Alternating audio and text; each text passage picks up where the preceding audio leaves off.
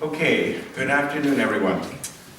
Thank you for coming. I'm Leonard Lehrman. This is the third of 5 lecture seminars on Jewish opera sponsored by the Maldev Foundation and the Professor Edgar H. Lehrman Memorial Foundation here at Community Church in memory of my mother, Emily R. Lehrman, who passed away January 13th at the age of 91.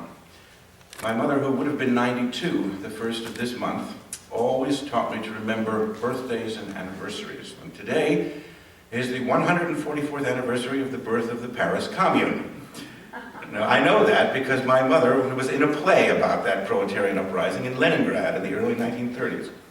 And I translated and directed Brecht's Days of the Commune in its US premiere at Harvard the day before the Commune's centennial, March 1971. Massachusetts Review later published my translation and subsequently also published my mother's translation of Natalia Baranskaya's Soviet feminist novella, Nedelya Kak Nedelya, a week like any other week. I have pictures that comes from here. This is the Days of the Commune at Harvard. This is the Massachusetts Review issue. And this is the issue that published my mother's translation of Baranskaya's Soviet folk feminist novella. Oh, and Helene made this. This is what my mother would have said. Don't mourn, organize. So that's what we're doing. Now, Merchandising. right. Now, feminism is especially appropriate to mention in March, it's Women's History Month, and today's session is devoted to musical works based on biblical women. First, though, I want to correct something I said last time. I gave you a list of 17 musical works inspired by Ansky's play, The Dybbuk. There were actually 18. I neglected to mention a very early one by Issachar Miron, Die Himmeln brennen, performed at the Bolshoi Theater in Moscow in 1923. So I've passed out a corrected list that has all 18 of them. Now, I want to introduce 2 guest composers we're having today, each named Elizabeth.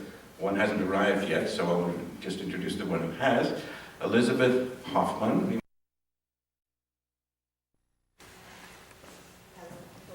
who teaches composition at NYU. She'll be sharing some excerpts from her 1995 3-act opera, Job's Wife. And arriving later, I hope, is Elizabeth Swados, a playwright and author, as well as the composer of numerous musical theatrical works, including BiblicalWomen, also from 1995. And she actually directed another version of the Dybbuk for the stage a few years ago at NYU, but no composer was listed in the credits, so I assume it was not a musical adaptation. I was going to ask her that, so when she arrives, we'll ask her. Wrestling with genre designations has been part of the challenge putting these lectures together. My principal source, which is Ken Jaffe's book, Solo Vocal Works on Jewish Themes, lists the Swados BiblicalWomen as a folk opera.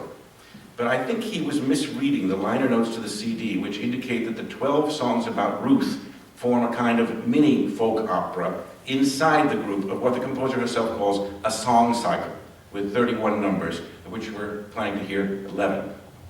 It has, however, of course, been staged quite successfully in Tucson, Dallas, and at the 2008 San Francisco convention of the American Conference of Cantors and Guild of Temple Musicians.